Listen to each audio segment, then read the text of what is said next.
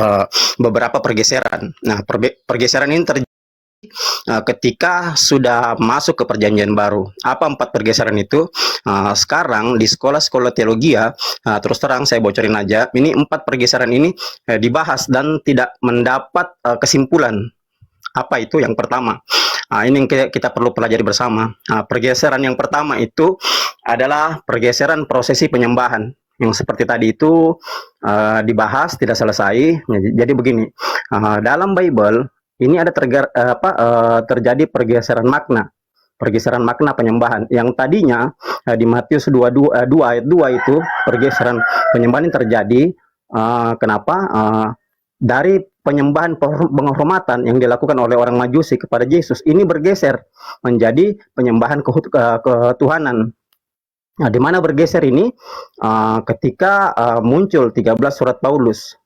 Jadi sebenarnya Yesus tidak pernah mengajarkan penyembahan penghormatan menjadi penyembahan ketuhanan. Itu yang pertama. Terus yang kedua, pergeseran makna Tuhan, Lord ini. Nah, jadi ini sudah 2 kali pergeseran dari sekian denominasi Kristen. Ini sudah 2 kali pergeseran. Yang pertama itu Lord menjadi Christ the Lord atau Tuhan menjadi Tuhan di atas segala Tuhan. Yang akhirnya lebih parah lagi bergeser menjadi God atau kalik langit dan bumi. Jadi Lord sudah bergeser menjadi Christ the Lord, Christ the Lord bergeser lagi menjadi God. Kan begitu. Jadi tadinya Yesus hanya menjadi Tuhan, disebut Tuhan, akhirnya bergeser menjadi Tuhan dan segala Tuhan, bergeser lagi menjadi Tuhan Allah atau God. Ini yang kedua. Nah, terus yang ketiga, pergeseran yang ketiga ini dari anak manusia. Anak manusia ini digeser maknanya. Ya, jadi tadi sudah 2 makna tadi bergeser. Nah, ini anak manusia digeser maknanya menjadi anak domba. Nah, di sini kesalahannya. Ketika anak manusia digeser menjadi anak domba yang dikorbankan untuk penebusan dosa. Nah, sampai sekarang pun saya lihat ini pembahasan di sekolah-sekolah teologi ini tidak habis ini masalah ini. Nah, itu kira-kira seperti itu. Jadi yang perlu kita pahami bersama, kenapa terjadi pergeseran-pergeseran ini? Kan begitu. Nah, kalau kita lihat dari sejarah, ya, terutama kita belajar sejarah Kode Vatikanus, coba perhatikan sejarah Kode Vatikanus. Ini sudah berkali-kali ada perubahan, ya, bahkan sampai 2-3 kali. Kalau Anda pelajari Kode Vatikanus, di mana Kaisar Konstantinus itu memesan atau menyuruh mengkonsep ulang, menulis ulang Bible kepada seorang yang bernama Eusebius. Ini bahkan di sini ada beberapa atau beberapa lembaran yang hilang dari lembaran 1519 sampai lembaran 1936. Nah, kenapa pergeseran-pergeseran ini terjadi? Ketika Bible memang sudah bukan lagi naskah asli yang digunakan. Karena sudah beberapa yang hilang. Itu bahkan dijelaskan juga di Dead Sea Scroll gitu. Jadi dalam naskah-naskah tua Bible itu sudah banyak yang hilang dan digantikan dengan suplemen naskah. Suplemen naskah ini pertama kali diisi dalam Bible itu oleh seorang yang bernama Bessarion, seorang kardinal Bessarion. Dari Ibrani 9 sampai 14, Ibrani 9 14 sampai ke kitab Wahyu, ini yang dimana ada terjadi pergeseran antara anak manusia menjadi anak domba. Ini kan ada di kitab Wahyu. Itu sudah diganti oleh suplemen dari Kardinal Bessarion ini. Ini yang perlu kita pelajari. Jadi jangan lupakan sejarah untuk mencari kebenaran. Jadi tepat dikatakan Bible itu kita manipulasi. Kenapa? Karena memang sudah campur tangan manusia. Sudah banyak naskah yang berubah di situ. Nah, kan begitu. Jadi kalau kita membahas tadi 4 pergeseran tadi, salah satunya pergeseran antara anak manusia menjadi anak domba itu, atau kata Tuhan, mungkin kata Tuhan yang bergeser menjadi Tuhan seperti di Lukas 2:10-11, Yohanes 13:13. Terus kata Lord menjadi God. Ini kesalahannya dari sini. Dari naskah-naskah kuno ini yang hilang. Itu loh. Nah, kenapa saya katakan dari sini kesalahannya ini? Karena sudah ada campur tangan manusia pada saat Kode Vatikanus ini dibikin. Silakan cek dari 50 kitab yang dipesan oleh Konstantin Agung I ke Eusebius, salah satunya adalah Kode Vatikanus yang memuat kode perjanjian baru tersebut. Sementara ini sudah hilang. Kan begitu, sekarang disimpan di Museum Vatikan sana. Separuhnya juga disimpan di British London sana. Jadi ini kita perlu pelajari. Jadi kalau tadi Uni Rifa katakan bernarasi seperti itu, Anda tidak punya kemampuan karena memang Anda memang menjawab tidak sesuai yang ditanyakan, kan begitu. Jadi untuk 4 pergeseran ini mohon teman-teman juga selidiki, karena saya juga terus terang masih mempelajari ini. Bahkan teman-teman dari sebelah juga sampai detik ini belum selesai membahas ini. Kenapa ketika anak manusia bergeser menjadi anak domba, Tuhan bergeser menjadi Tuhan, terus prosesi penyembahan dari penyembahan penghormatan menjadi penyembahan ketuhanan. Nah, ini perlu kita pahami. Saya terus terang karena saya sudah dialog offline dengan teman-teman dari sebelah akademisi dari sebelah, memang 4 pergeseran ini belum pernah ada yang menyimpulkan. Saya hanya menjawab dari sisi sejarah. Kenapa pergeseran ini terjadi? Karena sudah banyak naskah kuno yang hilang, yang sudah bukan lagi naskah asli dari penulis aslinya. Bahkan surat-surat Paulus seperti yang saya pernah bahas di roomnya Uni Rifa itu, di mana keempat keputusan Konsil Yerusalem itu kok tertolak sendiri. Tidak mungkin Paulus Rasul Petrus yang membuat keputusan terus dia melanggarnya. Bahkan tertuang di Kisah Rasul 15 ayat 29 itu. Tidak mungkin seorang Paulus yang membuat keputusan bahwa semua makan tidak halal, tiba-tiba dalam 1 Korintus 6, 12, tiba-tiba dia menyatakan semuanya halal. Kan seperti itu. Jadi ini kita harus pahami, berarti ini sudah ada perubahan, sudah ada manipulasi dalam Bible. Nah, begitu mungkin sedikit dari saya. Silakan lanjut, Uni. Bang Goto, tak pikir tadi Kristen ternyata Muslim toh? Ya, saya mualaf, Bang, saya mualaf. Oh iya, saya pikir soalnya tadi dipanggil pendeta, saya pikir pendeta. Lah, begitu cara ngomongnya. Silakan ada kami belajar dari bawah. Oke, silakan kita buka ini ya yang baru ya. Bang Tanto, selamat bergabung. Selamat pagi, jelang siang, selamat siang. Silakan dibuka mute-nya Bang Tanto. Bro Admin, ada yang mau disampaikan mungkin Bro Admin? Iya, itu tadi nggak apa-apa sih, aku mau bilang sedikit Bang Goto, tadi aku salah paham, tak pikir pendeta, saya pikir informasinya mendukung Alkitab gitu loh, ternyata mengkoreksi ya sudah. Dan yang tadi ditanyakan sama Uni Rifa tentang ketuhanan dari Yesus itu sebenarnya banyak. Kalau dari cara berteologi Muslim kan menggunakan Al-Quran sebagai dasar, sumber informasi yang paling valid adalah Al-Quran. Kalau dengan cara yang sama, maka di dalam Kristen kita menggunakan Alkitab atau Bible lah. Yesus dikatakan Tuhan ya banyak sekali di Alkitab. Misalnya di Efesus, Matius, Roma, Kolose, Wahyu bahkan dikatakan Tuhan segala Tuhan, Raja di atas segala Raja. Jadi kalau dari cara berpikir yang sama, secara cara kerjanya ya Yesus disebut Tuhan dari segala Tuhan, memang sumbernya ada dari Alkitab. Sama seperti misalnya Nabi Muhammad disebut Nabi, sumbernya dari Al-Quran, sama juga. Jadi nggak ada bantahan Yesus dikatakan bukan Tuhan. Begitu maksudnya. Ustaz Alif, silakan Ustaz. Atau Bang God masih ada lagi yang mau disampaikan Bang God? Silakan Bang God. Jadi 4 pergeseran makna tadi itu memang tidak selesai. Bahkan Prof. Mania pernah menjabarkan ini, di mana ketika pergeseran kata Tuhan menjadi Tuhan segala Tuhan, bahkan pergeseran proper name dari Allah itu berubah menjadi Tuhan. Jadi seharusnya kan itu ada tiada Tuhan selain Allah, ini terbalik, tiada Allah selain Tuhan, dan itu dijelaskan di Bible. Iya kan begitu. Jadi pergeseran makna ini sampai sekarang tidak selesai mereka bahas. Mereka pun di kalangan mereka tidak selesai. Itu bagaimana ketika pergeseran proper name itu jadi Allah menjadi Tuhan, sembahan yang harusnya tiada Tuhan selain Allah menjadi tiada Allah selain Tuhan. Jadi 4 pergeseran makna ini sampai sekarang belum selesai.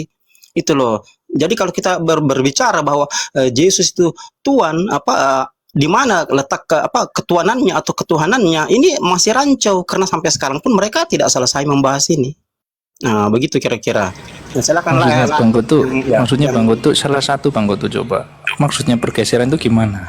Dalam terjemahan otomatis bergeser dari bahasa yang satu yang awal ke bahasa yang berikut yang diterjemahkan.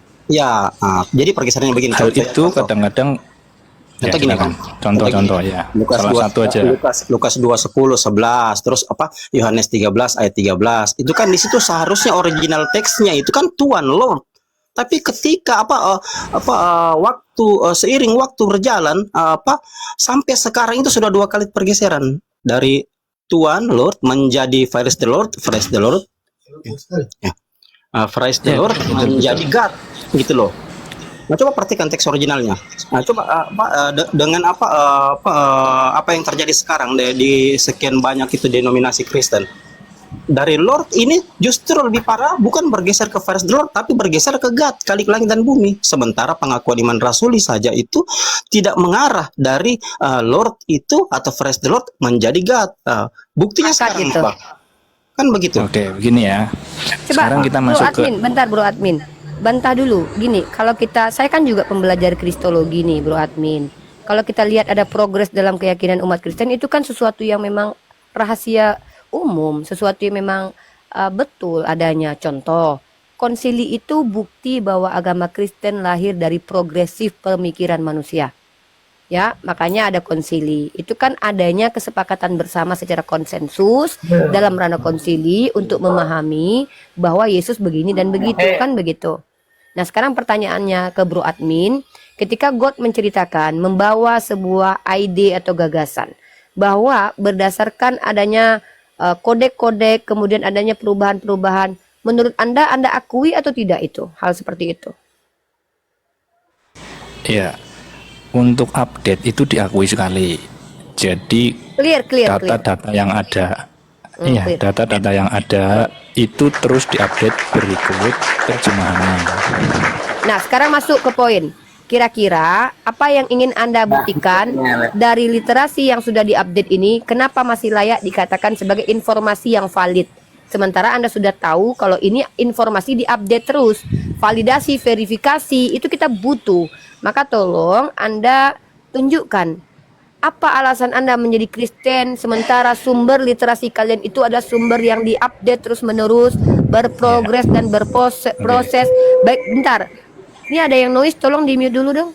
Baik dalam ranah teologi, yaitu konsepsi-konsepsi tentang teos dan kristologi, tentang Kristus, apalagi tentang tekstualnya. Lalu kenapa Anda masih menjadi Kristen? Silakan berikan alasannya. Ya, pertama gini, karena yang dibicarakan adalah sumber tambahan ya, yaitu kitab suci.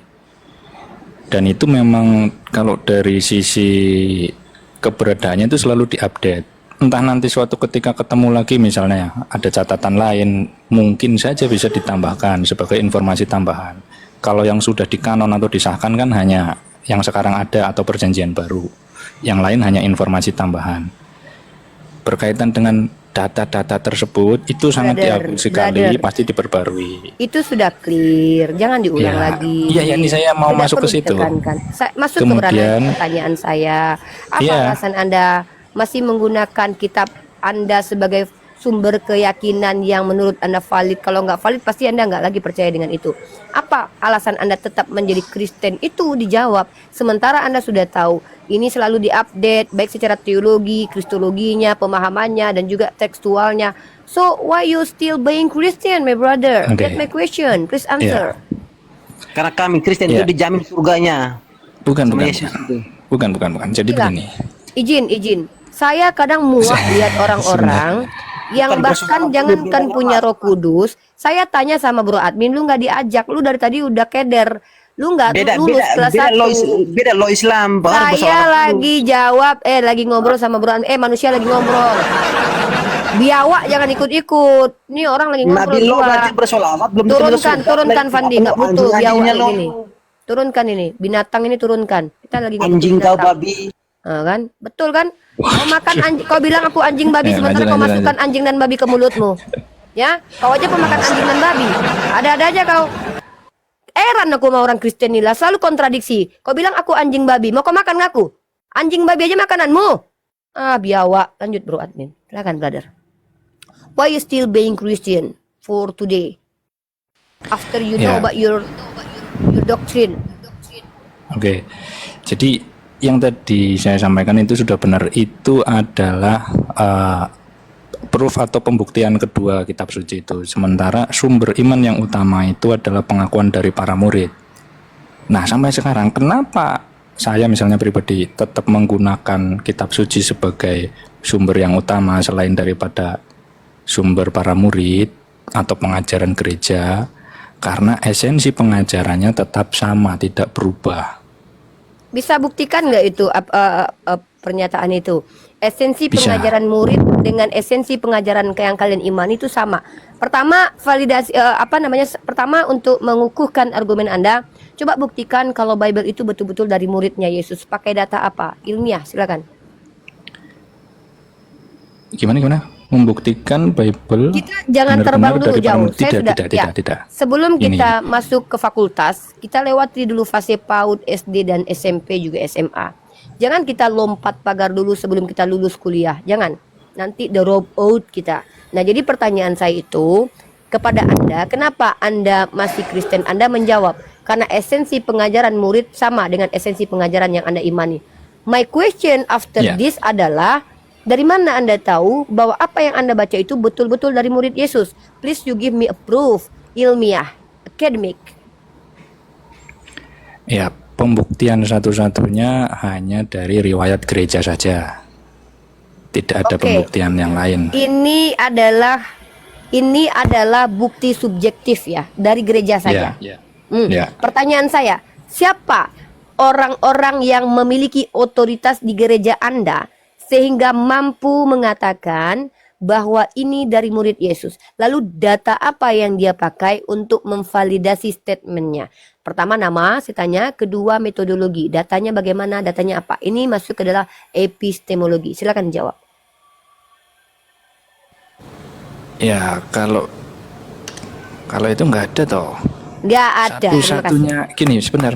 Nggak seperti itu, Bu Umia. Jadi kalau dalam iman kekristenan, kalau saya bilang sudah sumber validasi orang yang atau validatornya ya dari gereja saja, informasinya misalnya. Gereja itu Benar kan nggak? bukan nama Itu- orang, brother. Gereja itu kan Saya sebuah tahu. komunitas, komunal.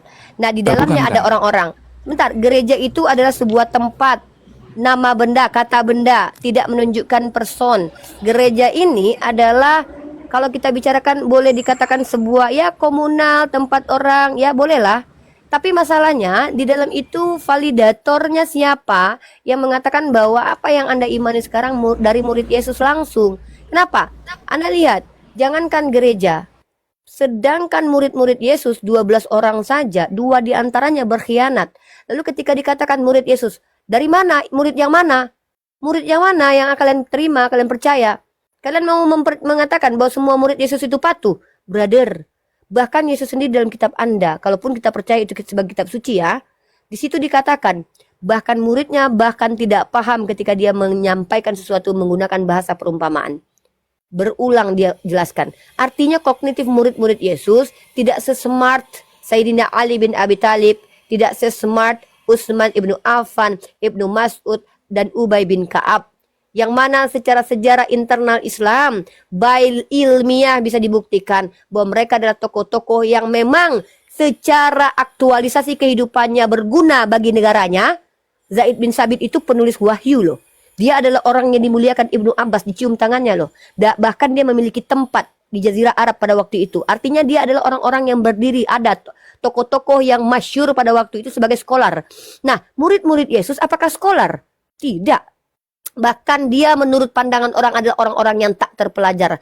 Tiba-tiba kalian katakan mereka bisa dipercaya semua. Bahkan Yesus sendiri membuktikan dia memilih 12 murid, 2 diantaranya adalah penipu. Yang satu menyangkal dia sampai ayam berkokok, yang satu menjual Yesus. Bagaimana mungkin kemudian kalian berani mencampurkan mana berlian mana kaca lalu kalian katakan ini berlian? Maka saya tanya, validasinya bagaimana caranya supaya memisahkan mana berlian mana kaca? Dari mana Anda tahu bahwa gereja ini betul, gereja ini salah? Kenapa? Karena Katolik pun dibantah oleh Protestan. Karena Protestan pun dibantah oleh Katolik. Jadi mana yang betul di antara internal agama kalian? Mana otoritas tertinggi? Apa kaitannya dengan Yesus? Bagaimana secara ilmiah bisa kami percaya bahwa apa yang disampaikan itu betul-betul sampai kepada Yesus atau apalagi diamalkan para muridnya? Ini yang kami butuhkan. Ilmu, knowledge. Kalau imani jangan bicara di sini. Begitu. Oke. knowledge ya, bukan imani ya. Oke. Yes. Jadi dari semua yang tadi Uni sudah sampaikan, ya, kenapa saya masih percaya misalnya pertanyaan seperti itu? Ya satu sajalah, karena saya berada di lingkungan Muslim, kemudian sumber imannya juga Al-Quran, dan saya percaya bahwa kalau memang di Al-Quran dikatakan demikian, berarti kitab saya benar. Sebagai contoh begini, pernyataan Lukas atau dogma yang diajarkan oleh Lukas sangat clear sekali tentang siapa Yesus, bahwa Yesus bukan anak hasil biologis. Itu dogma, hasil penelitian, hasil analisanya Lukas. Tetapi hasil tersebut, Sebentar. Di mana Lukas mengatakan seperti itu? Coba tunjukkan ayatnya. Tunjukkan ayat. Kita mau telaah ayat dulu. sudah, saya belum selesai. Saya baru mau, jenengan tadi udah ngomong banyak. Iya, kalau saya kan pakai gini. Kalau kita bicara klaim itu ada data dulu. Karena kita uji data kan dulu. Saya mau selesaikan dulu. Tapi saya mau tunggu itu ya, data kalau Lukas berkata ini dan itu. Saya mau itu kita bahas dulu. Kita kerucutkan materinya.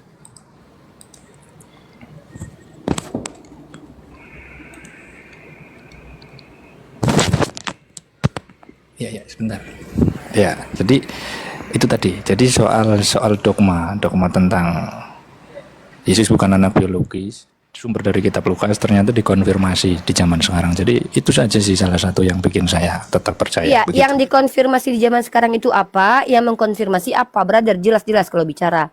Misal nih, yang dikonfirmasi adalah perkataan Lukas, ini dia perkataannya. Yang mengkonfirmasi adalah Al-Qur'an, ini dia perkataannya. Nah, ini kita telaah di sini, kita uji di sini secara ilmiah. Ayo, mari kita diskusi. Ini namanya ranah diskusi, dialog dua arah. Anda kan membuat statement, iman Anda berdasarkan validasi Al-Qur'an. Ini lucu. Ini sebenarnya ambigu, ya. Bukan seperti itu. Sebentar, satu menit. Ada. Sekarang. Ya, lanjut yang lain dulu, Ustadz Alif. Saya tetap di poinnya si Bro Admin, alasan dia menjadi Kristen. Padahal dia sudah tahu kitabnya itu diupdate, berubah-ubah, berprogres dan berproses. Berarti kita sudah maju. Silakan yang lain dilanjutkan. Saya tunggu dia aja nanti. Saya mute lagi. Ya Ustadz Alif, silakan Ustadz. Ini moderator ya akun yang ini? Oh belum. Silakan Ustadz Alif. Oh, Bro Admin. Siap. Saya lagi nunggu jawaban juga sih sebenarnya dari Uniripa, karena biar tidak mengecoh, kasihan dia. Iya. Bebannya. Atau gini deh, kita sapa yang lain dulu nih. Ini ada sebelum ke Julius kita sapa Tanto Islam atau Kristen? Tanto Islam atau Kristen? Kalau tidak bersuara dalam hitungan ketiga kita turunkan, kita ganti dengan yang di bawah ya. 1, 2. Tes. Bentar Bro Admin, bentar. Bro Admin bentar, saya cross check dulu. Oke, ada Manuel di bawah, kita naikkan. Oke, sebentar. Oke, sebelum saya ke Julius lagi, Elhura ada yang mau disampaikan? Elhura? Ada yang mau disampaikan, brother? Oke. Julius, silakan Julius. Assalamualaikum warahmatullahi wabarakatuh. Ada yang mau disampaikan, brother? Manuel di mute dulu ya. Julius. Jul, jangan parkun Jul. Kalau parkun diturunkan Jul. Oke, 1, 2, 3, turun. Oke, Manuel.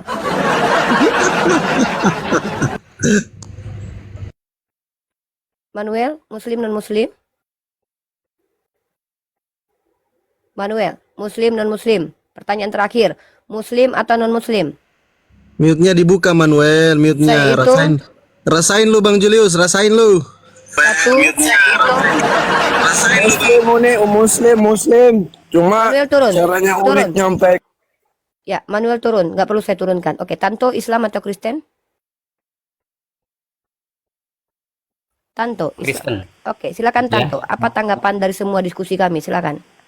Nah, sepertinya yang saya dengar ini tentang diskusi tentang saya boleh tanya nggak di luar diskusi ini, karena kan tadi sudah menyimak dan pertanyaan saya itu mungkin ya lain gitu, boleh nggak kira-kira? Oke, ada 3 makom umat Kristiani di tempat ini. Yang pertama adalah orang jemaat awam, tidak mengerti banyak hal, bertanya saja. Kedua, kalau kalian adalah seorang pembelajar, di mute. Wati di mute, Wati di mute. Tolong yang naik ke atas di mute. Ya. Jadi yang kedua Muslim adalah itu. Jangan naikkan Uni, lihat-lihat Ya. juga foto profilnya. ya, aku nggak tahu. Jadi yang kedua adalah makom Anda adalah kalau Anda berilmu, mungkin lulusan STT, pengkaji secara otodidak, suka baca Bible, silahkan Anda transfer knowledge, bagi-bagi ilmu. Kalau Anda lebih jago daripada kami para apologet, bantah kami. Kita masuk ke ranah debat ya. Jadi ada metodenya. Anda bertanya, kami menjawab. Diskusi 2 arah atau berdebat 2 arah. Pilih. Wah ini ya pilih yang mana ya? Soalnya Terserah. kita juga ya kalau tentang ilmu saya juga mungkin kurang ya, maaf aja. Yaudah, bertanya saja, bertanya saja. Bertanya. Coba sebentar ya, Tanto Ya, izin ya, dulu ya. Tanto. Tanto bentar Tanto. Bentar. Bentar dulu Uni. Ya Wati, ada yang mau disampaikan? Muslim atau Kristen? Muslim. Oh di bawah aja bang, jangan paksa naik. Alamak. Assalamualaikum. Noise Muslim pula. ternyata, baru noise pula. Aduh, lanjut. Noise banget. Uni 1 kursi kosong ya. Simpan. Sebelumnya kita soundingkan dulu ya. Ikhwah fisabilillah yang ada di bawah, bukan kami berniat untuk memonopoli ilmu tentang kristologi ini, tidak. Tapi ini kita sudah masuk ke sesi perang argumentasi. Kita akan berhadapan dengan serigala berbulu domba, dengan biawak, dengan ular piton dan ular keket. Jadi tolong jangan bebankan kami dengan perasaan-perasaan tidak enak ketika menurunkan kalian, ketika kalian naik ke atas, ya notabene nanti kalian tidak memperkuat hujah kami. Tolonglah, hargailah Ustadz Alif, hargai Bang Handi, hargai si Bro Admin juga. Sedangkan kami aja dia nggak mampu menjawab, apalagi kalian ya. Anggaplah ilmu kalian lebih di atas kami ya. Kasihan si Bro Admin kalau kalian naik yang lebih ilmunya di atas kami ini, kasihan. Tolong hargai kami juga dengan cara apa? Jangan buat kami nggak enak ketika menurunkan kalian, karena kita seikhwah, kita sesaudari Islam. Please, tolong kalau naik ke atas yang Kristen aja dulu. Kenapa? Narasumber sudah ada Ustadz Alif, ada saya, ada Bang Handi. Enough, ada God, sudah cukup. Ngapain banyak-banyak ya? Nah silakan yang Kristen naik. 1 slot kosong khusus untuk Kristen. Sekarang saya masuk ke si Tanto. Tanto sebelum ke Bro Admin. Satu pertanyaan dulu. Iya, pertanyaannya ya pertanyaan ini. Saya mau bertanya, kira-kira Quran yang asli itu di mana? Kan selama ini kan semua salinan kan. Yang kita lihat ini loh. Kalau Alkitab Injil kan memang itu kan bukan revisi, bukan apa sih, karena itu kan diterjemahkan. Nah, kalau Al-Qur'an kan itu kan saya mau minta itu di mana aslinya. Nah, Oke, gitu. baik. Terima Pertanyaan kasih. Anda pertanyaan anak kelas 2 SD, tapi saya harus luruskan dulu. Di kelas 1 SD Anda belum lulus sepertinya ya. Saya mau definisikan dulu Al-Qur'an. Saya tanya, saya konfirmasi, tidak mau menghina Anda. Saya mau verifikasi pengetahuan. Apa Anda tahu apa arti Al-Qur'an? Justru itu saya tanya, makanya. Bagus. Berarti kita jangan dulu bahas pertanyaan Anda ya. Saya ajarkan Anda dulu materi dasar, materi PAUD ya. Al-Qur'an. Qara'a yakra'u Qur'anan. Merujuk kepada, diam dulu, jangan hahem, terganggu saya. Ya, diam. Mute. Ya. Quran, Qara'a yakra'u Qur'anan adalah kalam Allah, perkataan Allah, kehendak Allah. Bisa juga dikatakan kitabullah. Apa arti katabah? Katabah menurut Imam Al-Qurtubi bukan hanya diikat dengan kata-kata kitab buku, bukan. Tetapi juga adalah kehendak aturan Allah. Maka Al-Quran adalah apa-apa yang kami lafazkan, yang kami bacakan, yang kami lihat, yang kami amalkan, yang merupakan kalam Allah. Maka pertanyaannya, mana yang asli? Al-Quran yang asli, apa-apa yang ada di kolbu, asli. Yang tertulis, asli. Tidak ada palsunya. Nah, kemudian kalau kamu bertanya, mana Al-Quran yang pertama kali ditulis? Baru saya jawab, sepakat seluruh agama di dunia. Tunjukkan, bantahkan kepada saya. Kalau memang bisa buktikan. Antitesis bawa ke depan saya. Seluruh agama di dunia, apapun agamanya, kejawen, kapitayan, Hindu, Buddha, tidak memiliki autograf. Apa autograf? Catatan pertama dari apa yang dianggap sebagai manuskrip. Kita tidak punya semua.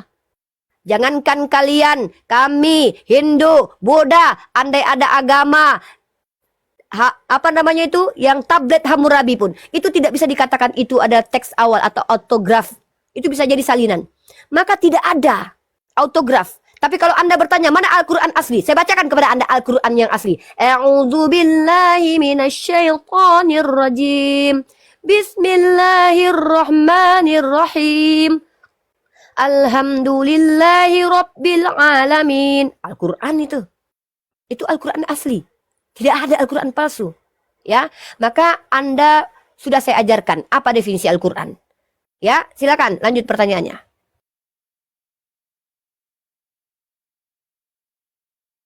Kalau tidak mengerti jawaban saya, elaborasi pertanyaannya. Saya belum mengerti Uni. Wajar, kognitif manusia tidak semua sama. Ya, silakan dipertanyakan ulang. Kalau tidak paham, qara'a yaqra'u Qur'anan adalah kalam Allah. Kalau yang disebut sebagai mushaf Al-Quran, ini yang saya pegang. Ditulis, tertulis, dituliskan, bersampul. Ada catatan-catatan di dalamnya. Nah, itu dia. Silakan. Open your mic, Tanto. Tanto, buka mic-nya. Tanto, buka mic.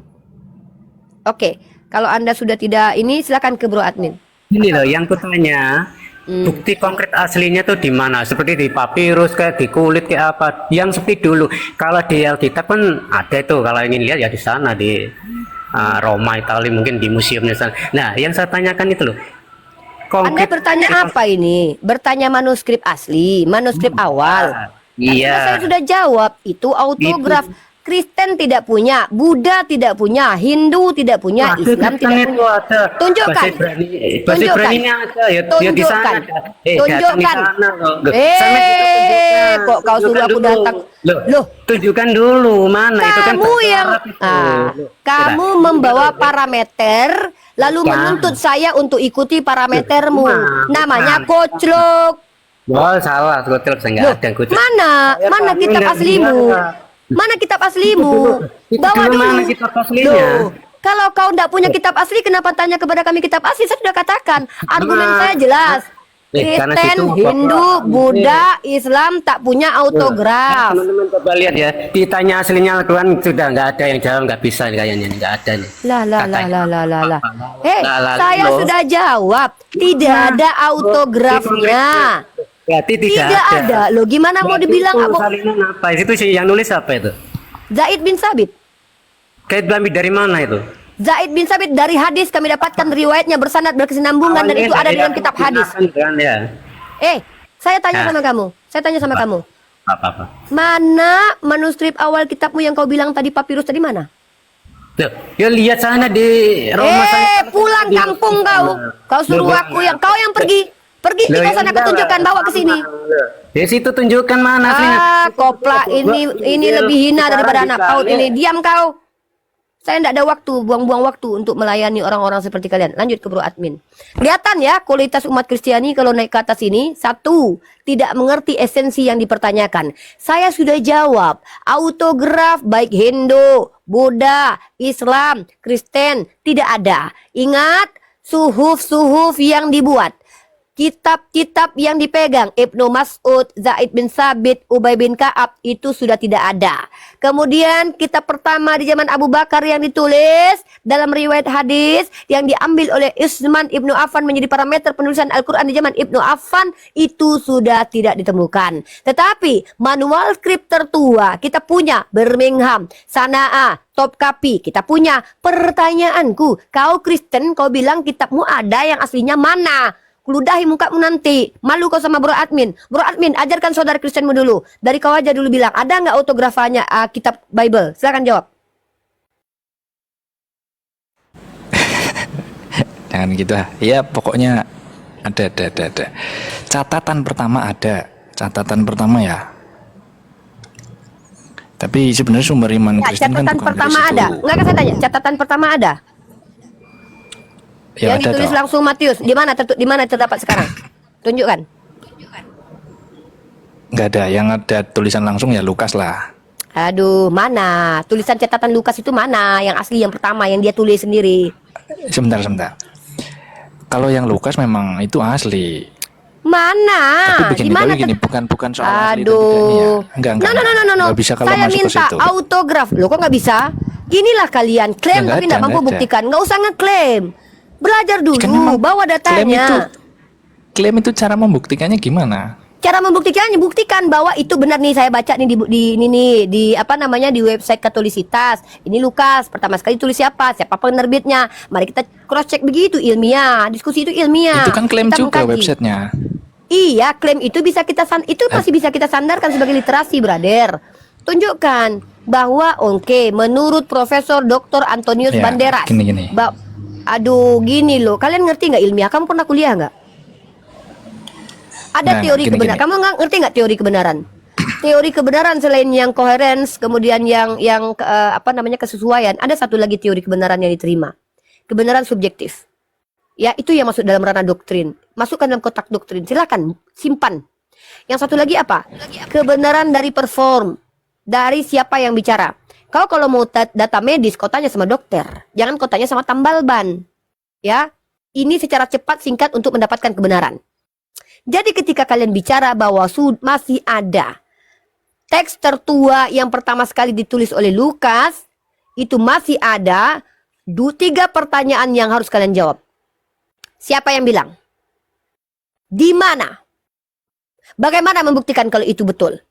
3 ini harus kalian jawab. Kalau kalian tidak mampu menjawab 3 ini, diam kalian. Klaim tanpa bukti itu bisa jadi asumsi, fitnah, dusta, takia, korintus. Klaim dengan pembuktian, baik dalil akli, dalil nakli, itu bisa jadi kebenaran. Minimal tertulis dulu bahwa penulis kitab Lukas adalah Lukas.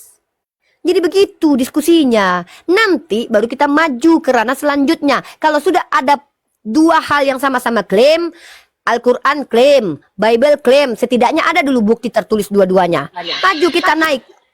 Naik ke atas selanjutnya apa? Mari kita uji di mana klaim 2 ini yang paling benar. Begitu cara diskusi. Kalau cuma bilang ada tulisan tertua dari Lukas, ada, ditanya di mana, nggak tahu, siapa yang bilang, nggak tahu, bagaimana cara menyelidikinya, nggak tahu, diam kalian. Kami tidak butuh itu. Yang kami butuh knowledge. Kita dari tadi nunggu, kenapa kamu bro admin masih menjadi Kristen sementara kamu tahu bahwa ada progresif, ada perpindahan, ada perubahan. Baik dalam ranah memahami teologi dan kristologi dibuktikan dengan adanya konsili dan juga tekstual dengan dibuktikan adanya kritik teks. Lalu kenapa kau masih jadi Kristen? Pertanyaanku belum kau jawab, brother. Jawab. Tapi sudah kau jawab sih tadi, karena kau bilang, ya apa yang ditulis Lukas divalidasi oleh Al-Quran. Nah kan gitu, maka mari kita bahas. Bukan itu. Nah udah jawab. Enggak, bukan itu. Berarti saya salah paham. Luruskan. Pertama pertama karena esensi pengajarannya tidak berubah. Yang mana? Menurut Satu-satu. menurut informasi. Yang mana? Ya. Yang mana? Pengajaran yang mana? Esensi ajaran. Yang mana? Ya, ajaran Yesus kan toh, banyak. ajaran Yesus kan tentang kasih. banyak. Yang mana? Yang mana? Ya, satu-satu. Ya satu-satu. Maksudnya lah. satu-satu. Yang mana? Satu-satu. Esensinya tidak berubah. Yang tentang mana? ajaran kasihnya. Yang mana? Ajaran kasihnya, ajaran Iya, kasihnya. yang mana ayatnya sebutkan gitu maksudnya. Aduh.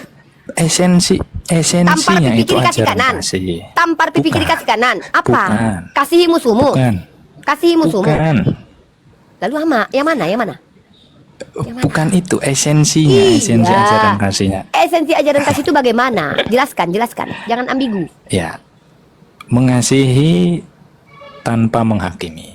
Ya. Mengasihi tanpa menghakimi. Oke. Ya. Saya lanjut.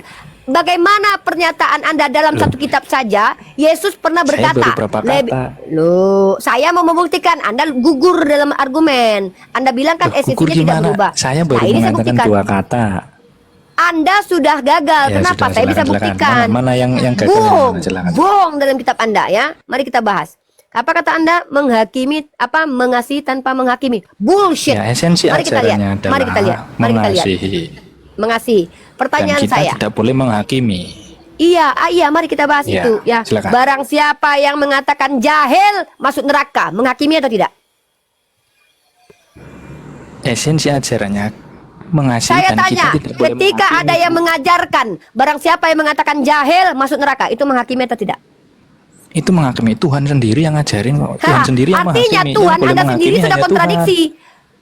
Loh, kok kontradiksi? Kan Tuhan yang boleh menghakimi Berarti hanya Yesus Tuhan. mengajarkan tapi tak mengikuti ajaran itu sendiri. Hanya mengajarkan Bukan. aja.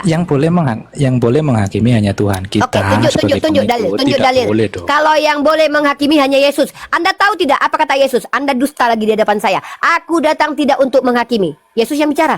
Sejak kapan Yesus boleh menghakimi? Loh, iya betul.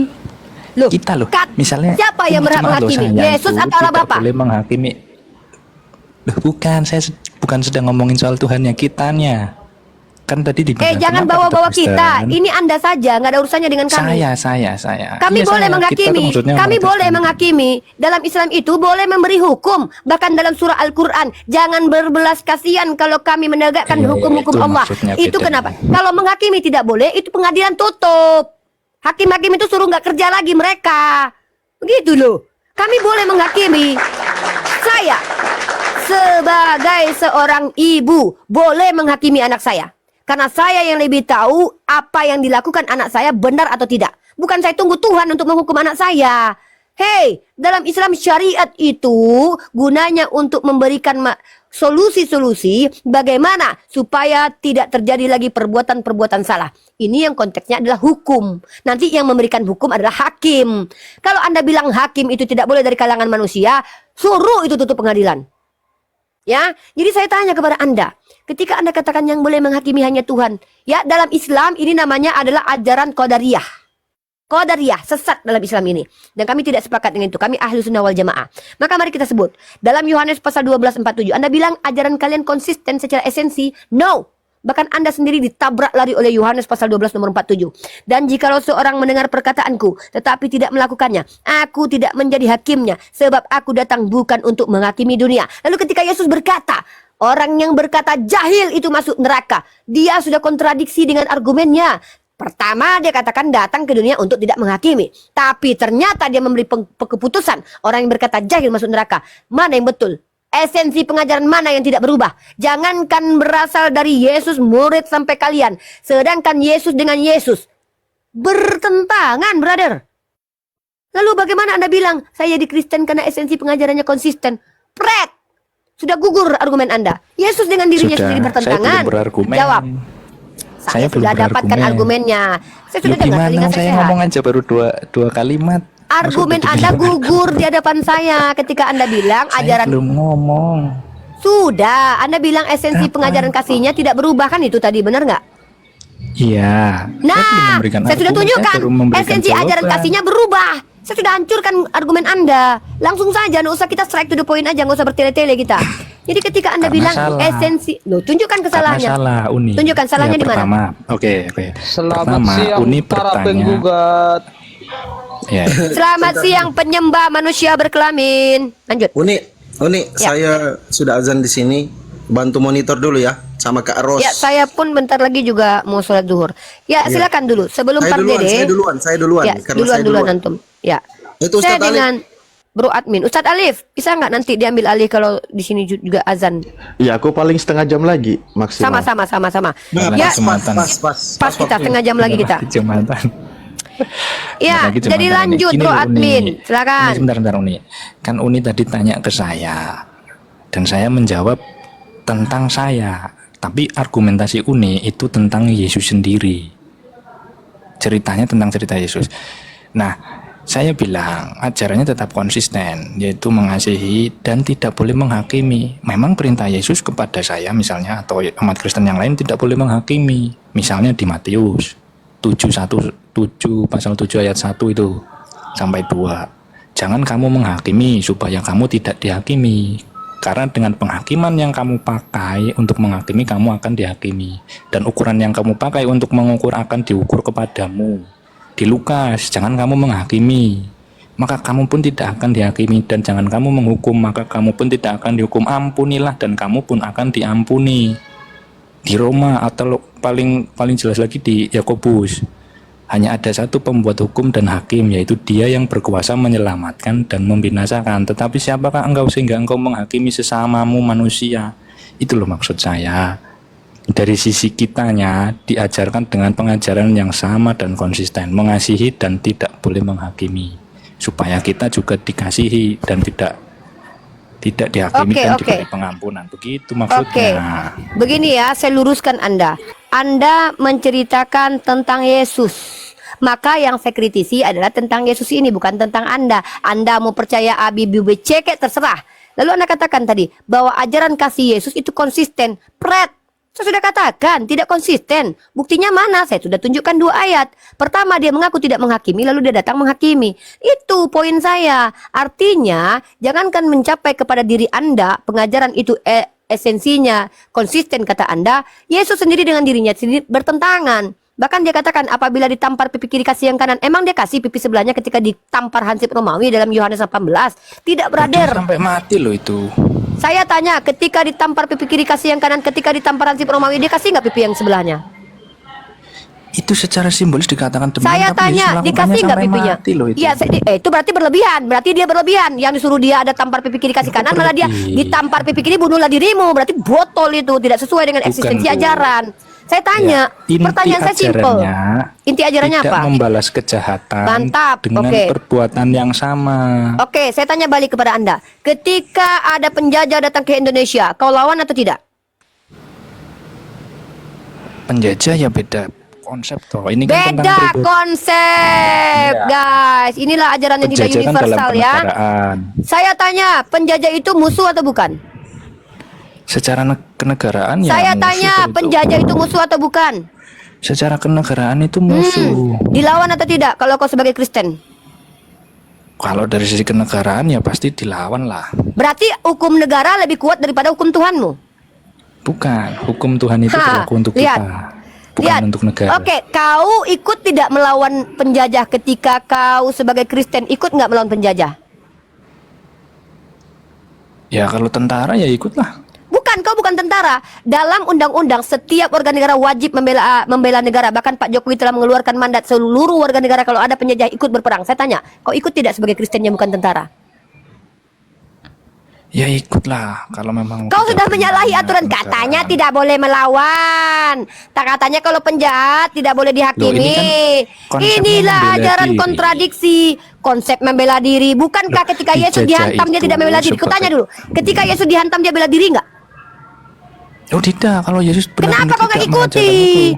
Nah ini dia. Berarti Yesus tidak mengajarkan apa? Tampar pipi kiri kasih kanan itu pembelaan diri nggak? Bukan dong. Nah Yesus mengajarkan inilah secara kalian penuh. ajaran. Gimana Oke, sih? udah saya sudah Jangan dapat, sudah tangkap. diputer-puterin gitu. Enggak, saya sudah tangkap ya teman-teman, dengar perhatikan. Inilah bukti bahwa kenapa mereka ini Allah letakkan di neraka paling jahanam dan kekal selama-lamanya. Mereka tahu bahwa yang mereka ucapkan itu sebenarnya salah, tapi mereka betulkan selalu. Kenapa? Doktrin. Saya tanya, kenapa kau masih jadi Kristen sementara kau tahu kitabmu amburadul, direvisi baik, diupdate terus menerus, bahkan secara teologi dan kristologi berubah secara pemahaman.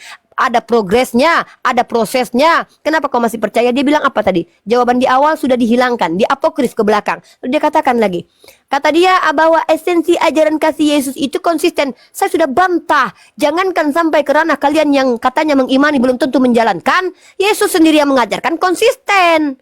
Buktinya mana? Dia katakan bahwa dia tidak menghakimi, tapi tiba-tiba dia menghakimi. Ini konsisten. Ketika kau bilang bahwa hanya Tuhan yang berhak menghakimi, Yesus sendiri mengaku kalau dia tidak menghakimi. Belum. Ajaranmu itu yang kau terapkan pada dirimu mengatakan bahwa tidak boleh menghakimi. Kan itu. Maka sejatinya kau tidak akan pernah melawan penjajah. Kau tidak akan berlaku apapun kepada orang yang telah memperkodok anak perempuanmu. Kalau ada ibumu ditampar, kau akan diam saja. Kau tidak akan menghakimi. Kau akan berdiam diri. Paling kau telepon polisi Islam. Paling kau minta tolong kepada kami umat Islam untuk menghajar orang-orang tersebut. Kau sebagai anak yang mamamu ditampar di hadapanmu, kau hanya diam. Kau berdoa kepada Yesus. Itulah kerjaan kalian. Maka perlu umat Islam tahu, sadar betul, kalian jangan sampai termakan doktrin ini sehingga kita menjadi minoritas. Kenapa?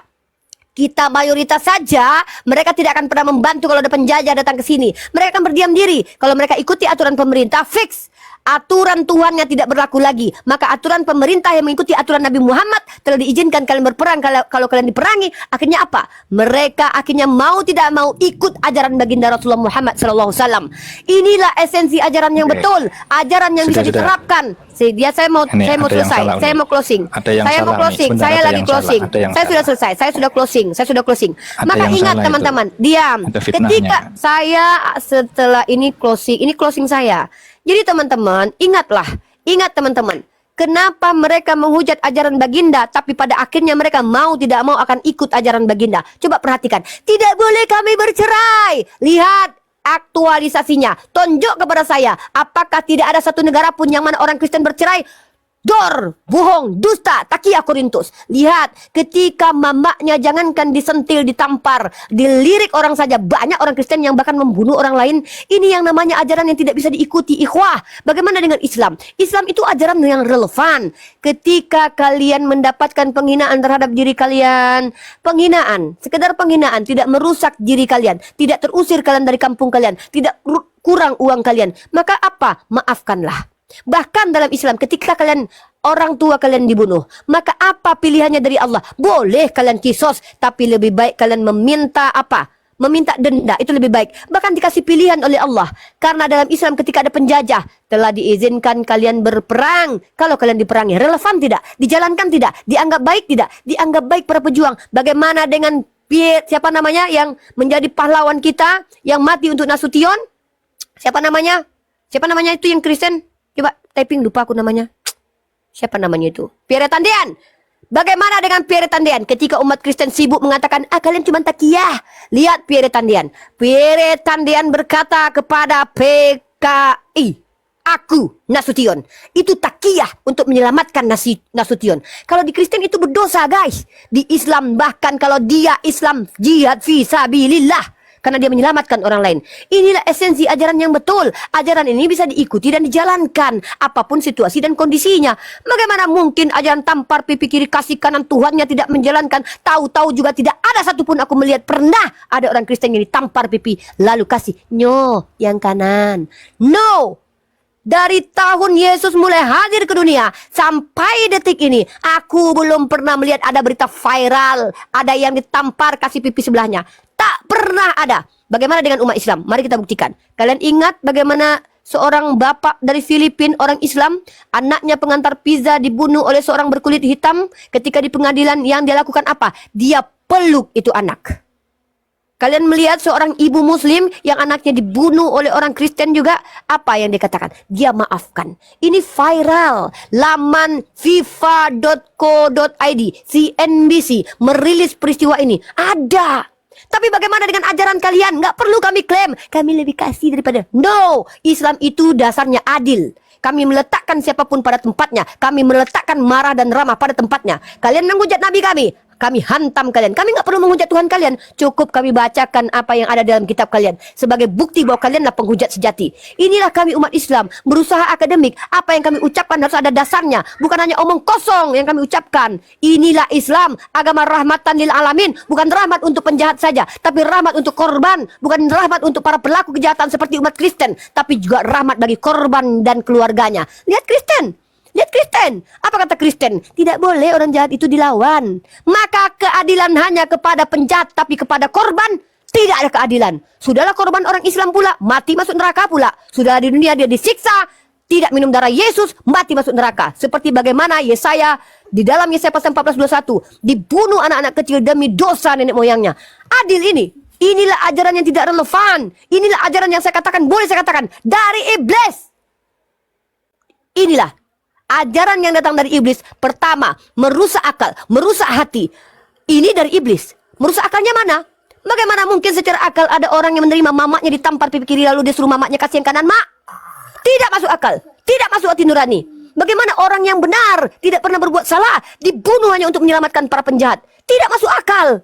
Maka ketika kalian mengatakan bahwa ajaran kalian itu ajaran yang relevan, saya bantah bahwa ajaran kalian tidak masuk akal, tidak masuk hati nurani, tidak relevan, karena tak mampu dijalankan. Tunjuk satu negara yang menjalankan hukum kasih. Tunjuk. Mana ada negara yang koruptornya dikasihi, didoakan dalam nama Yesus. Dalam nama Yesus. Hilanglah hantu kegelapan di dalam dirinya. Berubah kau jadi orang baik. Mana? Tunjukkan buktinya. Ada negara yang menjalankan ajaran kasih Kristen. Jangankan ajaran kasih Kristen, kalian tahu perang salib. Perang salib itu didominasi umat Kristen yang mana waktu itu ingin merebut makam Tuhan dengan pembantaian sangat keji, dan itu menjadi sejarah perang terkeji di dunia. Ini kalian bilang ajaran kasih. Lalu kalian bagaimana lihat bagaimana inkuisisi, Asimilasi paksa. Secara realitas, gagal sudah kalian mengaku ini ajaran kasih. Bagaimana anak kecil ribuan ditusbol oleh para pendeta di setiap gereja merata. Portugal, Brazil, Austria, Australia, Amerika. Rata semuanya. Lalu apa? Di lip service kalian tidak berguna bagi kami. Sama seperti laki-laki yang ingin mendekati perempuan. Sayang, abang sayang sama kau, dek. Apa buktinya, bang? Gak ada, dek. Cuman ngomong aja, abang, dek. Matilah kau dimakan cacing. Inilah ajaran kalian. Bagaimana dengan Islam? Tanpa kami katakan kepada kalian ajaran kami relevan, ujung-ujungnya kau yang Kristen, giliran nanti ada penjajah, kau ikut ajaran Nabi Muhammad. Apa ikut kau berperang dengan kami? Karena kalau kau katakan kau nggak ikut, malu kau sebagai warga negara. Nampak kali pengecutmu, kabur kau ke belakang, berdoa kau di belakang, jadi tim hore kau. Kau pegang itu, bunga-bunga di belakang. Ye, umat Islam berjuang, kami berdoa di belakang. Apa itu? Jadi kalau kami umat Islam tegas, telah diizinkan kalian berperang kalau kalian diperangi. Jangankan Ustadz Alef yang laki-laki, jangankan si Fandi yang laki-laki. Gue, Riva, andai penjajah datang ke sini, pantang bagiku untuk mengalah. Pakai sapu ku hajar. Ini kami umat Islam, ya. Kalian lip service bilang ajaran kami ajaran kasih. Tai kucing, ajaran kasih. Bagaimana kalian mau katakan ajaran kasih? Kalian mengasihi penjahat? Iya, bersekongkol dengan penjahat, melepaskan penjahat dari tanggung jawabnya sebagai orang jahat. Kalau memang ajaran kasih itu ajarannya relevan, tentu tidak ada lagi pengadilan, tentu tidak ada lagi penjara, tentu tidak ada lagi hukuman. Bullshit ajaran itu, ya. Jadi tolong kalau bicara itu sesuai dengan kebenaran. Apa arti kebenaran? Adanya coherence, adanya kesesuaian antara yang diucapkan dengan yang dijalankan. Tuhan kalian aja ditampar pipi kiri nggak ngasih yang kanan kok. Yang banyak cerita, ya. Silakan dilanjut yang lain. Saya mau siap-siap untuk sholat zuhur. Jadi teman-teman, kenapa kita harus keras? Kenapa kita harus tegas? Kebanyakan dari teman-teman kita Kristen membolak-balikkan lidahnya, memutar-mutar ke sana kemari. Sementara yang kita tunjukkan adalah ajaran yang relevan. Betul enggak ajaran kasih ini ajaran relevan? Makanya aku bilang, Bang Zuma itu saya keren dengan statement Bang Zuma sama si Fandi. Bikinlah project jasa tampar pendeta. Ya, kita akan, umat Islam ada satu pekerjaan yang harus kalian lakukan. Izinkan umat Kristen masuk surga Bapak mereka. Buatlah jasa tampar keliling. Ya, biar mereka mengaktualisasikan ajarannya. Kalian datangi orang Kristen, kalian tampar-tampari mereka. Bikin di baju kalian. Jasa tampar keliling, jasa tampar keliling. Nah, datang, salam. Apa ini, Pak? Jasa tampar keliling. Mau ngapain? Saya mau nampar kalian biar kalian menjalankan agama kalian. Biar cepat kalian bertemu dengan Papa di surga. Oh, iya. Tampar. Tunjukkan apakah mereka akan kasih sebelahnya. Jangan takut. Umat Islam jangan takut. Mereka umat kasih. Mereka tidak akan menghakimi. Mereka jangankan ditampar, kalian perkodok anaknya, dikasih anak satu lagi. Kalian perkodok anak perempuannya. Lihat anaknya perempuan ada dua nggak? Kalian perkodok anak satunya, akan diberikan anak keduanya. Kebencian, Bu. Loh, itu ini kan konsekuensi imanmu. Ya udah bantah. Saya tanya. Itu sudah hasutan jahat itu. Loh, itu pemufakatan jatuh. Ini bukan pemufakatan jahat. Ini aktualisasi ajaran kalian. Loh iya, saya ajak. Mari kita bantu. Saya live kan di YouTube dengan umat Islam. Bantulah kalian yang tidak punya. Loh, makanya bukankah dalam kitab harus memikul salib? Loh, kok nggak mau menjalankan agamanya? Kok nggak mau menjalankan agamanya? Malu menjalankan agamanya. Bukan malu. Tidak berani menjalankan agamanya. Saya tanya, loh, kok saya malu? Saya mau bantu kalian. Saya bantu kalian, loh. Bantu apa? Saya bantu kalian menjalankan ajaran kalian. Loh, Bro Amin, berarti kamu oke. Kalau oke, kita tunggu. Oke. Itu. Kita berarti kamu percaya bahwa ajaran ini Oke, diam. Saya tanya. Berarti kamu percaya bahwa apa yang saya sampaikan itu adalah ujaran kebencian? Sepakat? Loh, jelas-jelas tadi. Maka ajaran mula ajaran kebencian. Ajaran mula ajaran kebencian. Kenapa? Ajaran yang mengizinkan orang menampar lalu tidak akan melawannya, lalu menyerahkan pipi kirinya. Kau pikir semua orang ini sama otaknya? Maka ajaran mula ajaran yang menyebabkan kebencian. Fake. Ajaran kalian bukan datang dari Tuhan. Inilah data fakta. Terima kasih. Loh, kok alibi? Ini bikin alibi sendiri. Jelas-jelas tadi. Saya tanya sekali lagi. Apakah? Saya tanya. Pardede, jangan banyakkan ceritamu kau. Jangan kau ditampar pipi kiri kasih kanan, dicubit aja kau takkan pernah mau. Udah banyak cerita kalian. Kami Alah banyak karena aku di depanmu ku tampar betul kau. Jangan banyak cerita kau, datang ke sini. Banyak cerita. Udahlah, ajaran cocongorlogi kalian itu tidak bermanfaat di hadapan kami. Di hadapan kami ini adalah realitas. Pasukan Tunjuk Sherlock, Uniripa yang Sherlock alamatmu, coba tunjukkan alamatmu. Woi kau, Coba. oh ini jauh ke sini bro. Tunjuk alamatmu, biar kami ada Alamatku. datang. Tunggu alamat. Tunjuk alamat. Buka alamat, sebutkan alamat. Biar orang si borong-borong Islam datang menamparmu, cepat.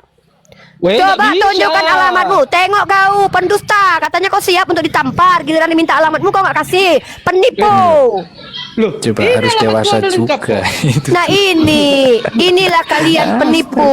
Kalian ini pendusta. Ketika kalian mengatakan Aku serius ini jujur aku. Udah apa aku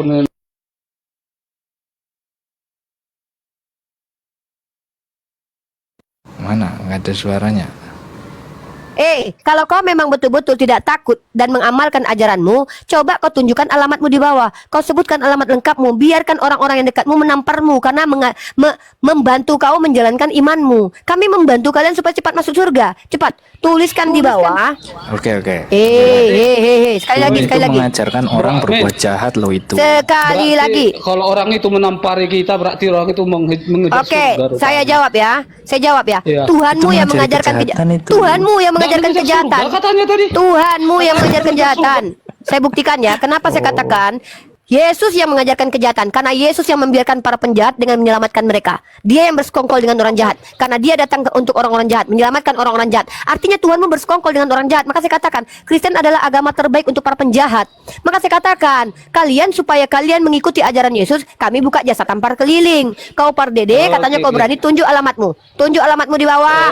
Tunjuk alamatmu di bawah. Katanya kau berani, diam kau, banyak bicara tapi nggak ada bukti. Inilah kalian laki-lakinya Kristen, ngomong nggak ada yang bisa dipegang ngomongannya. Katanya berani ditampar, sini, nggak taunya diminta alamatnya, banyak kali ceritamu. Ya inilah kalian. Jadi saya hanya membuktikan ke hadapan publik bahwa kalian itu hanya lip service, omdo kalian kayak buaya darat yang mendekati janda kalian, biawak kalian itu. Lanjut. Ya. Pesan saya ya, ini kan hanya debat ya, diskusi saja bukan debat. Apa yang tadi disampaikan hanya muatannya untuk mengcounter argumentasi, bukan perintah atau ajaran. Jadi hal-hal yang seperti itu tidak boleh diikuti. Misalnya menamparlah tanpa alasan, bahkan tanpa sebab, bahkan menggunakan Saya tanya bro, alibi Alkitab. kalau sebagai ada yang menamparmu, kau kasih nggak sebelahnya? Kau kasih nggak ya sebelahnya? nggak bisa dong. Enggak, Nah, ya perbuatan sudah. seperti itu tidak boleh. Perbuatan seperti enggak. Bang God lanjut ya God. Ini Gini, kita. oke, saya jawab. Enggak, udah, sama saya sudah selesai, sudah closing. Bang God sama bisa. Bang Ali, Umi Ustadz tadi Ali. sudah mengujar Apa? kebencian itu. Loh, ajaranmu bahkan Loh, Yesus saya- sendiri mengatakan, barang makanya siapa saya tidak bilang. membenci ibunya, Sejak- ayahnya, bapaknya, Loh, Yesus fitnah yang mengajarkan lagi. kebencian. Loh, dalilnya ada. Nih, saya kasih datanya. Enak aja saya Masih mengajarkan ngomong. kebencian. Aku udah nunggu padahal pengen ngomong tapi. Ya, Iya, silakan kalau lanjut hanya saja. cuma Silakan, sekedar curhat silakan. seperti tadi, nggak perlu diomongkan. Kupikir data yang mau kutunjuk Nah, bantahannya. itu sudah, fitnahnya sudah banyak. Ya udah saya sekali tanya, gitu loh. kalau seandainya umat Kristen diajarkan tidak apabila ditampar pipi kiri kasih kanan, diajarin nggak? Iya, secara Baik nggak simbolisnya itu? seperti Ya, itu. Jadi secara gini, simbolis itu maksudnya apa? Benar-benar baik, dilaksanakan gini, atau nggak gini. dilaksanakan? Ya. Atau ajaran tepu-tepu aja? dengerin. Ah. Sudah, ajaran kasih secara moral dan etika itu mengurangi konflik dan kekerasan. Siapa yang bilang Ya. itu? Siapa yang bilang?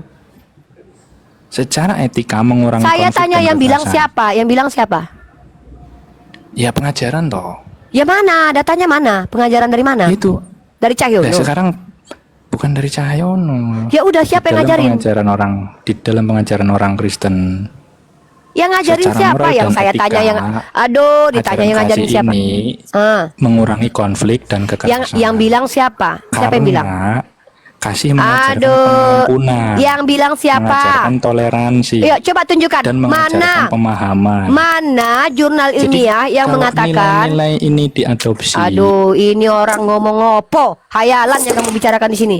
Mana data jurnal Jalan ilmiah piye. yang mengatakan, ya saya tuntut sama kamu sekarang. Mana jurnal ilmiah yang mengatakan berkat ajaran tampar pipi kiri kasih kanan maka kejahatan di mayoritas Kristen berkurang? Tunjukkan. Mana data jurnal ilmiahnya? Mana? Ya udah diam ya. Diam, nggak usah banyak bicara. Oke? Nggak usah banyak bicara. Saya tanya, mana jurnal ilmiah yang mengatakan berkat ajaran tampar pipi kiri kasih kanan, penjahat semakin berkurang, kehidupan umat Kristen semakin damai? Mana itu? Oke. Lip service. Jurnal ada. Mana? Jurnal positif psikologi. Tunjukkan. Ya, Kalau memang apabila mana? Cari aja. Kaitannya Cari saja di Google ya. Udah, diam. Saya nggak mau buang waktu. Dampak Udah. positif dari kasih dan belas kasih. Ya mana tampar Kepada pipi kiri kasih kanan itu kesejahteraan kasih. Sejak kapan? Kalau kasih saya sepakat. Kasih itu tidak ada tampar pipi kiri kasih kanan. Kasih itu tunjukkan kepada saya. Kasih apa tadi kan nggak sepakat. Apa definisi kasih? Definisi kasih apa? Loh, kasih itu bukan tampar pipi kiri kasih kanan, itu botol, itu goblok. Botol gimana? Kasih itu adalah simbolis. kasih coba saya tunjukkan. Kasih. Definisi kasih KBBI. Cepat. Kasih. Loh, ajaran saya Uni. loh, kamu Tadi bilang kan saya bukan. bicara ajaran tampar pipi kiri kasih Tadi kan kanan. Uni ajarannya bukan Saya ajaran bicara kasih. tentang ajaran pipi kiri Boleh kasih kanan. membalas gimana sih? Loh, Iya. saya tanya Tadi kan tentang Uni ajaran bilang, tampar. boleh Kalian membalas. jangan menipu kami lah dengan mengatakan ajaran tampar pipi kiri kasih karena itu ajaran kasih. Itu bukan ajaran kasih tapi ajaran botol menurut kami. Kenapa? Kalau itu ajaran kasih, itu buat penjahatnya, tapi bukan kasih kepada korban. Itu tidak adil ya. Kasih, perasaan sayang, cinta, suka, menanggung rindu. Ya, ini kasih. Mempunyai rasa kasih dan sayang. Sementara Yesus mengajarkan apa? Kalau kalian ditampar pipi kalian, kasih yang kanan. Itu bukan kasih, itu namanya bunuh diri. Ya, udahlah. Jadi kalau kamu mau mengadakan sebuah statement, bawa dasarnya. Minimal kamu mengerti arti etimologi dan terminologinya. Ya, dari tadi ngawur, entah sembarangan. Giliran dibantu untuk menjalankan agamanya, kalian bilang kami mengujar kebencian. Padahal kalian mengatakan, apabila ditampar pipi kiri, kasih yang kanan. Kami mau bantu kalian menjalankan agama kalian. Makanya kami mau buka jasa keliling, tampar pipi kiri supaya kami dikasih yang kanan. Nggak mau kalian? Berarti kalian semua ini bullshit, Om Do. Ya, silakan. Lanjut, Derlan. Ya. Katanya intelek, tapi memahami seperti itu saja. Loh, ya udah kalau gitu apa Malah makna tampar pipi kiri kasih kanan? Ya udah apa arti tampar pipi kiri kasih kanan? Jadi gini, ini mengajarkan pengikutnya untuk merespon dengan kasih bukan dengan balas dendam. Tampar pipi kiri kasih Dan kanan untuk itu artinya menunjukkan apa? pengampunan dan toleransi. Kalau Itu ditampar maksudnya. pipi kiri, kasih yang kanan, itu artinya adalah ketika ada orang jahat kepadamu, biarkan mereka sekali lagi berbuat jahat. Ini artinya kau memberikan orang lain kesempatannya untuk berbuat jahat lagi, bukan kasih. Itu yang salah. Kasih itu apa? Ketika ada orang menamparmu, kau tidak membalasnya. Dengar, jangan stupid lah. Ketika ada orang menampar saya tidak harus menampar orang itu. Tapi saya tidak juga kasih yang sebelahnya. Kalau saya kasih yang sebelahnya, artinya saya kasih dia kesempatan untuk berbuat jahat lagi. Artinya saya tidak kasih dengan dia. Saya justru menjadi asbab dia berdosa lagi. Ini botol. Kalau saya yang disebut dengan kasih, saya ditampar bro admin tanpa ada alasan, maka saya akan katakan, oke, mungkin kau khilaf. Saya maafkan engkau kali ini. Saya tidak perlu balas kau. Ini ajaran yang betul. Ini diajarkan dalam Islam. Apa kata-katanya? Maafkanlah. Tapi nggak ada Allah kasih. Kata Allah, kalau kau ditampar yang kiri, kasih yang kanan ya Rifa. Ini namanya kesempatan kedua kali orang berbuat jahat. Nah sementara ajaranmu, ajaran tampar pipi kiri, kasih kanan, itu yang gue bahas. Sejak kapan ajaran tampar pipi kiri, kasih kanan bisa dikatakan ajaran kasih? Itu yang aku maksud ya. Silakan Derlan, udah diam-diam. Udah simbol. Oh, simbolis. Ngomonglah kalau itu cuma ajaran yang diada-adakan yang nggak bisa diikuti. Ngomong tadi selesai. Simbolis doang berarti. Yesus sendiri sudah membuktikan kok. Yesus Mana? Ketika dia ditampar, coba. Oke. Yohanes 18. Yesus itu bukan memberi contoh. Dia tidak membalas. Dia tidak membalas, tidak memberikan sebelahnya. Kau coba ketika Yesus Sebelahnya terus lu. Dalilnya itu coba. Oke, simbolis itu maksudnya apa? Simbolis itu maksudnya apa? Ya, intinya kita tidak boleh membalas. Di mana mana terminologi ya? Siapa yang ngajarin kau bahwa arti ditampar pipi kiri kasih kanan sama dengan tidak membalas? Siapa yang ngajarin kau? Itu secara simbolis jika mana kita datanya? Mana ilmiahnya? Siapa yang ngajarin? Loh, intelek kok nggak ngerti. Sejak kapan tampar pipi kiri kasih kanan artinya jangan membalas? Kopla. secara simbolis. Udah. Ah, entah apa-apa aja lah ini. Masa ditampar pipi kiri kasih kanan sama dengan artinya tidak membalas. Tidak membalas itu berdiam diri, tidak bergerak, diam kau. Ini ditampar pipi kiri kasih kanan. Udah diam. Benar mutar. Udah. Sidaran lagi. Delan, silakan. Apa-apa aja katanya. Ditanya siapa yang jelasin, nggak mampu menjelaskan. Oke, Delan. Udah, diam. Saya lagi bicara dengan Delan. Kalau dari aku nih, kalau ibaratkan tampar pipi kanan harus pipi kiri itu, yang setahu aku itu ajaran ibaratkan kita jangan membalas apa yang orang perbuat sama kita, itu artinya. Oke, dari Dan mana? juga, Oke, siapa yang ngajarin begitu, Dek? Siapa yang mengajarkan begitu? Ya agama Kristen. Ya, di mana Ibaratkan tertulisnya? kayak macam ibaratkan gereja lah, gereja dibakar kan. Adikku, di mana tertulisnya? Jangan kau bawa gereja yang dibakar. Banyak antara kalian yang saling membakar juga. Saya tanya, Ya, itu di mana mereka. pengajarannya Cuma kan tertulis? Kalau biar saya kita lah, mana? sesamamu manusia. Ya, mana? Bacakan. Sendiri. Tampar pipi kiri kasih kanan sama dengan artinya tidak membalas, yang ngajarin siapa? Ibaratkan, itu perkataan. Ibaratkan. Berarti itu cuman omdo berarti ya, omdo ya. Bukan berarti ibaratkan tangan itu yang menampar, bukan. Kamu bilang begini tadi ya, coba dengarkan. Ketika kamu mengatakan tampar pipi kiri kasih kanan artinya tidak membalas, siapa yang mendefinisikan seperti itu? Itu artinya loh, Kak. Iya, yang ngajarin kau artinya begitu siapa? Kau tahu tidak dalam Amsal pasal 35? Di situ dikatakan jangan bersandar kepada pengertianmu sendiri, bersandarlah kepada apa yang Tuhan firmankan. Kapan Tuhan mengajarkan yang dimaksud dengan tampar pipi kiri kasih kanan artinya tidak membalas? Di mana dalilnya? Tunjukkan. Dalilnya adalah di Alkitab. Aku kurang Mana? paham. Baca. Kalau kurang paham jangan bicara. Makanya aku bilang kalian nggak tahu bicara tapi namanya sok tahu. Oke. Sok tahu cuma ibaratkan tampar itu bukan berarti tangan menampar. Tahap apa pengertian sendiri yang kau bawa? Aku minta datang, aku tunjukkan. Bro admin, berapa tadi Matius? Matius 5:39. Matius 5:39. Oke. Kita bahas begini. Bawa data, bicara dari congor aja ngapain kami dengarkan, nggak ada gunanya. Doktrin kalian lah.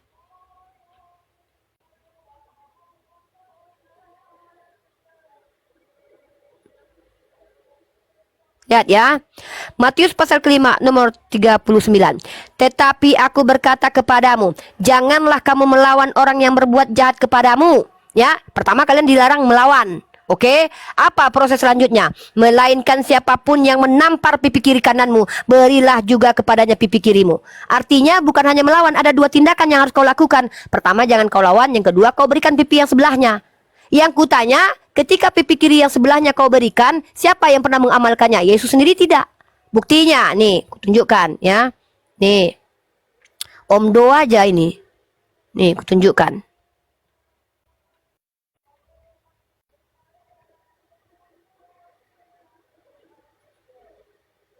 Bentar ya.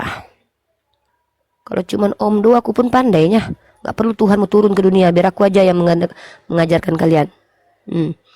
Ya, kita lihat di sini.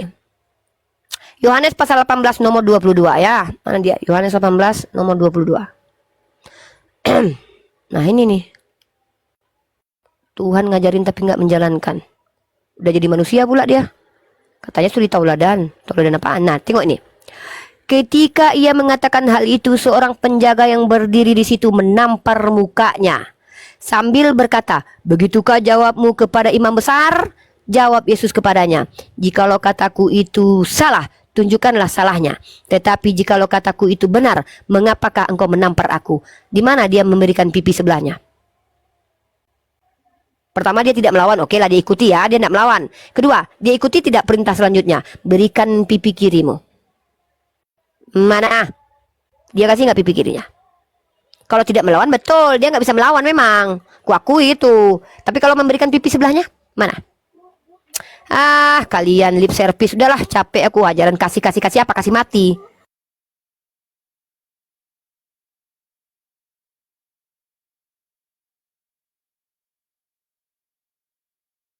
Ya, oke, teman-teman sudah mau masuk sholat Jumat. Fandi mungkin di sini sholat Jumat ya. Bro admin berhenti menyesatkan umat, bro admin dengan argumen yang tidak berdasar. Bawa data kalau bicara ya. Oke, siapa yang monitor di sini? Bang Handi, Ustadz Alif, Bang God, Fandi, ada Tanto di sini. Saya mau mundur dulu. Lapar, mau makan, mau sholat. Siapa ini? Oke. Fandi, aku tinggalkan room ini ya, Fandi. Aku turunkan aja OT-nya dulu ya. Biar aman room ini. Izin, mungkin mereka sudah siap sholat ya. Mau prepare sholat Jumat. Oke, ikhwah, baik. Saya mau menyampaikan, ini betul-betul penutup ya. Pertama, saya tidak peduli dengan umat Kristen di bawah yang tantrum, kejang, ayan, mencret, birahi di bawah. Saya tidak peduli. Karena kebenaran tidak mengenal perasaan. Yang ingin saya sampaikan adalah, ketika kalian umat Kristen, apapun yang kalian ucapkan di hadapan kami, yang kami butuh itu bukan asumsinya.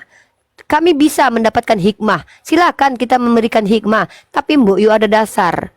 Apa dasarnya?